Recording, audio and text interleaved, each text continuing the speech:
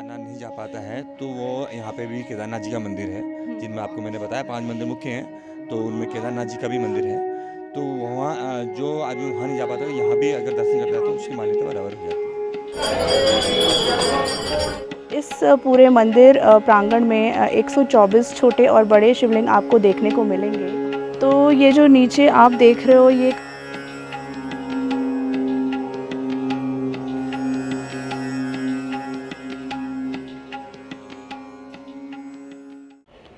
Hi everyone, जैसा कि आप तिलक देख के और विजुअल्स देख के समझ गए होंगे कि आज हम कहाँ खड़े हैं। तो अभी हम एक्सप्लोर कर रहे हैं ब्यूटीफुल कुमाऊं को, और मेरे पीछे जो टेंपल है वो है जागेश्वर धाम, जो कि 12 ज्योतिर्लिंगों में से एक माना गया है। ये मंदिर 2500 वर्ष पूर्ण बना गया था और इसकी महत्वता केदारनाथ के बराबर है। तो जो केदारनाथ के दर्शन नहीं कर पाते हैं, अगर वो यहाँ आके जागेश्वर धाम में दर्शन कर लेते हैं तो मान्यता दोनों की ही इक्विवेलेंट है। तो अगर हम बात करें तो इस पूरे मंदिर प्रांगण में 124 छोटे और बड़े शिवलिंग आपको देखने को मिलेंगे। और अगर मैं डिस्टेंस की बात करूं तो अगर आप वाया एयर आ रहे हैं तो Pantnagar is the nearest airport, और वहां से आपको 127 किलोमीटर का स्ट्रेच लेना पड़ेगा वाया रोड। और अगर आप अल्मोड़ा से आ रहे हैं तो यही डिस्टेंस आपको 36 किलोमीटर की पड़ेगी। और अगर आप नैनीताल से आ रहे हैं तो 101 किलोमीटर की डिस्टेंस पे ये टेंपल आपको देखने को मिलेगा। तो सामने हम आपको वृक्ष दिखा रहे हैं, उसमें शिव पार्वती की अर्धनारीश्वर रूप में पूजा की जाती है। जैसा कि आप सामने देख सकते हो, तो है तो एक ही वृक्ष लेकिन 2 पार्ट्स में डिवाइड हो रहा है, तो आप देखिए। और इसी के बराबर में एक और वृक्ष हमें देखने को मिला, और मान्यता ये है कि ये गणेश जी के रूप हैं और इसकी गणेश रूप में पूजा की जाती है। तो यहाँ पे ना 125 छोटे बड़े मंदिर आपको देखने को मिलेंगे, जैसा कि आप देख सकते हो। और जो इसका आर्किटेक्ट है ना, वो उसी तरीके का आर्किटेक्ट है जो केदारनाथ में आपको देखने को मिलेगा।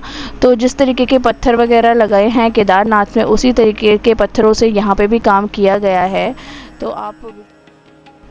तो जैसे जैसे हम आगे बढ़ रहे हैं दर्शन करने के लिए, हमें थोड़ी थोड़ी बातें पता चल रही हैं और काफ़ी मान्यताएं पता चलती जा रही हैं इस टेम्पल को लेके। तो माना जाता है कि सबसे पहला शिवलिंग पूजन और शिवलिंग स्थापना जागेश्वर धाम में ही की गई थी।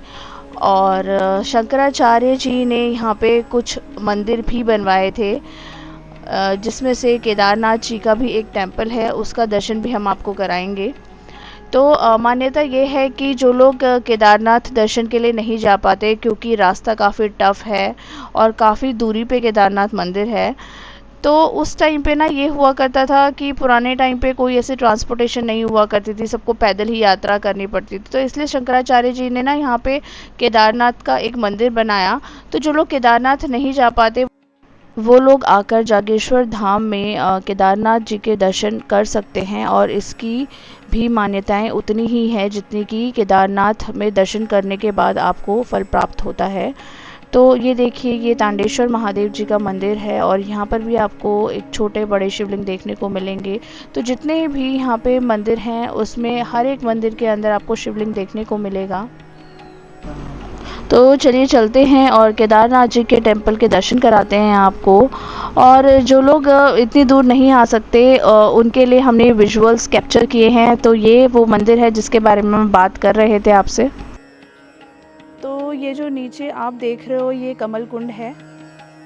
अगर आप चैनल पे नए हो तो चैनल को सब्सक्राइब कर लीजिए, वीडियो को लाइक एंड शेयर कर दीजिए, क्योंकि अपकमिंग वीडियोस में हम कुछ प्राचीन मंदिर लेके आने वाले हैं। और देखिए, ये दशमुखी हनुमान मंदिर है जो सामने आपको देखने को मिला।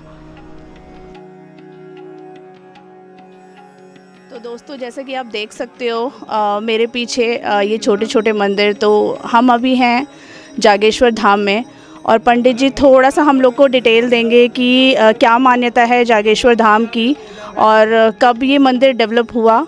तो पंडित जी प्लीज़।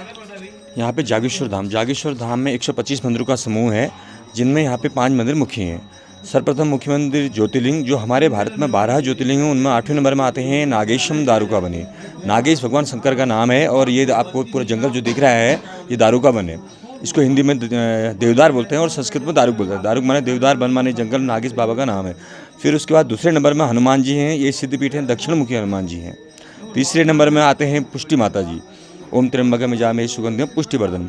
चौथे नंबर में महामृत्युंजय भगवान हैं, पाँचों में केदारनाथ जी।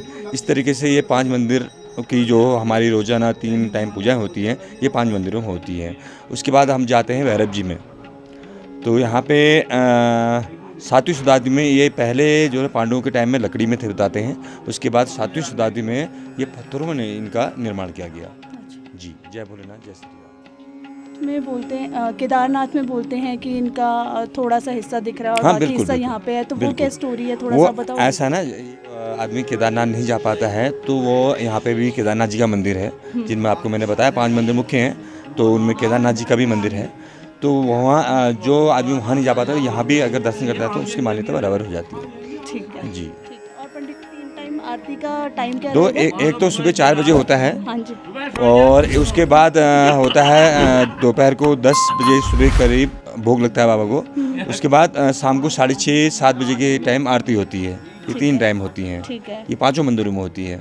अच्छा, और ये जैसे सर्दियों में क्या टाइम रहता है मंदिर खुलने का और बंद होने का? हाँ, सर्दियों में भी? हाँ, सर्दियों में जो है वही कहते हैं 5 बजे के टाइम में होता है सुबह, और सर्दी में आरती तो सुबह के टाइम में तो वही 4-4:30 बजे होता है, लेकिन शाम की जो आरती का समय है वो 5 बजे हो जाता है। अच्छा, शाम को बंद कितने बजे होता है? सर्दियों में वही 6 बजे करीब हो जाता है, 5:30 और अभी गर्मियों में? अभी 7-7:30 बजे तक होता है। 7:30 तक जी। होगा। धन्यवाद पंडित।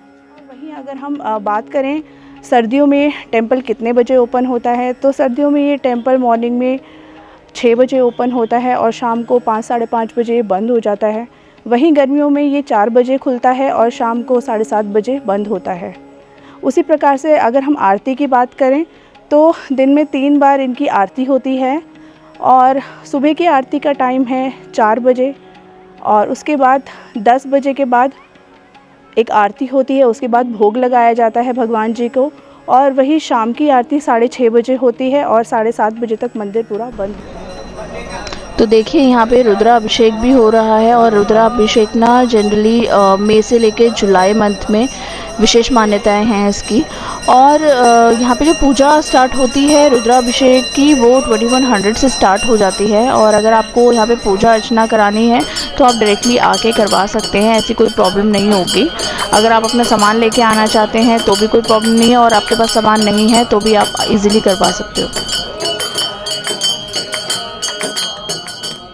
तो देवदार के वृक्षों से घिरा हुआ है ये, और जैसा कि आप देख सकते हो ऑल ओवर, और ये इसी तरीके से आपको छोटे बड़े शिवलिंग यहाँ पे देखने को मिलेंगे। और पूर्व काल में जो भी राजा महाराजा हुआ करते थे तो उन्होंने उसी हिसाब से छोटे बड़े शिवलिंग बनाए हैं यहाँ पे और स्थापित किए हुए हैं। तो हर एक मंदिर के अंदर आपको एक शिवलिंग देखने को मिलेगा, जैसा कि हम अभी दिखाते हैं आपको। तो ये देखिए, इस तरीके से आपको ये लिंग के रूप में हर एक मंदिर में इस तरीके के शिवलिंग आपको देखने को मिलेंगे। तो यहाँ पे जो मेन मंदिर हैं वो 5 मंदिर हैं जिनके दर्शन आपको, तो बहुत ही ब्यूटीफुल व्यू है और बहुत ही पॉजिटिविटी है यहाँ पे। तो ये पूरा मंदिर भगवान शिव को समर्पित है, जैसा कि आप देख सकते हो।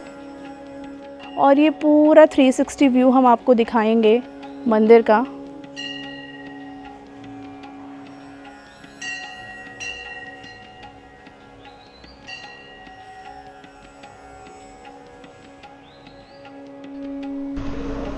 तो ये अन्नपूर्णा माँ का मंदिर है, और इसी के बराबर में हम आपको नंदा देवी माँ के भी दर्शन कराएंगे। और देखिए हम लोग पहुँच गए नंदा देवी माँ के दर्शन के लिए, और आशा करती हूँ आपको भी दर्शन हुए होंगे हमारे साथ में। तो ये सारी वीडियोस बनाने के पीछे का रीज़न ये भी है कि जो लोग नहीं आ पाते हम लोग उनके लिए विजुअल्स भी कैप्चर करते हैं, तो सो दैट आप लोग भी घर बैठे दर्शन कर पाएँ। और ये पुष्टि माता का मंदिर है जो कि शक्ति पीठों में से एक है। तो जब माँ सती हुई थी तो उनके पैर की एक उंगली यहाँ पे गिरी थी, और उसी तरीके से यहाँ पे इस मूर्ति का निर्माण किया गया और पुष्टि माता का नाम दे दिया गया इन्हें। और यहाँ पे ना विशेष भोग भी लगाया जाता है। टी में अभी थोड़ा टाइम था तो हमने सोचा हम आपको ब्रह्म कुंड के भी दर्शन करा दें। तो ये आपको जागेश्वर मंदिर के जस्ट बराबर में ही ना आपको ब्रह्म कुंड भी देखने को मिलेगा। तो चलिए चलते हैं और दर्शन कराते हैं आपको। और यहाँ पे ना 2 टेम्पल्स आपको देखने को मिलेंगे, एक कुबेर जी का मंदिर है और एक माता रानी का टेम्पल है। और ये जो नीचे नदी बह रही है वो जटा गंगा के रूप में मानी जाती है। और ये ब्रह्म कुंड है जहाँ पे आप स्नान भी कर सकते हैं और थोड़ा छींटा लगा के दर्शन करने भी जा सकते हैं। और देखिए ऑल ओवर अराउंड आपको सारे देवदार के वृक्षों से घिरा हुआ ये टेम्पल देखने को मिलेगा। और देखिए ये हम लोग जा रहे हैं कुबेर जी के मंदिर में, और वहाँ पे भी थोड़े से विजुअल्स दिखाते हैं आपको। तो देखिए हम पहुँच गए हैं और वापस हम लोग आ चुके हैं यहाँ पे, क्योंकि आरती का टाइम हो चला है। और हम आपको शाम के भी विजुअल्स दिखाएंगे कि रात में किस तरीके से ये मंदिर देखने में लगता है। तो भीड़ काफ़ी थी, तो नागेश्वर टेम्पल के अंदर तो रश काफ़ी था। तो हम लोग जो आरती आपको दिखाने वाले हैं वो महामृत्युंजय मंदिर के अंदर की आरती दिखाने वाले हैं। और आरती सारी ही सेम होती है, तो आप इंजॉय कीजिए हमारे साथ आरती।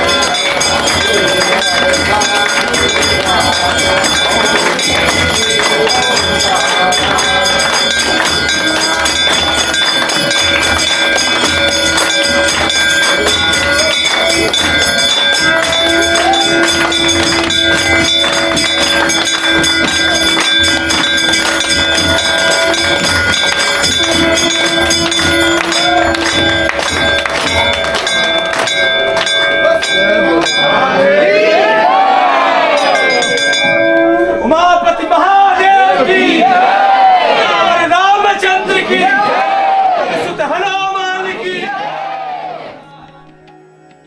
तो ये रात के विजुअल्स हैं जागेश्वर धाम टेम्पल के।